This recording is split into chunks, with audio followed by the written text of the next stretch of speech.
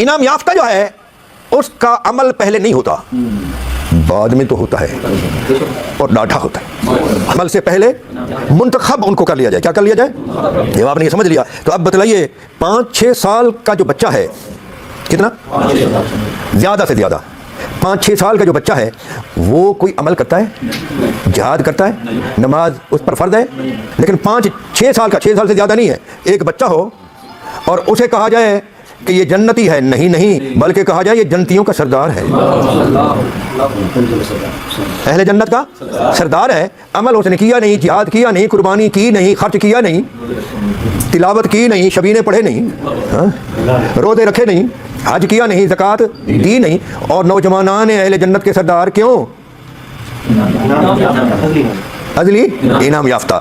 تو عدلی انعام یافتہ وہ ہیں جن کے بارے میں کہا گیا ہے کہ نماز میں ہوں یا بلا نماز ہاتھ جوڑ کر کہو انعام یافتہ لوگوں کی راہ پر چلو۔ اب اگر کوئی کہے جی کوئی حسنین کریمین کا ذکر کہتی شیعہ، ہاں او بھائی ہم محتاج ہیں میاں، یہ ہمارا عشق نہیں ہے، ہم محتاج ہیں کہ ان کا راستہ مانگیں، آپ سمجھ گئے؟ ہاں پتہ ہے کتنا یہ اللہ کا فضل ہے، تو اپنے لیے تو فضیلت مانتا ہے، ان کے لیے نہیں مانتا۔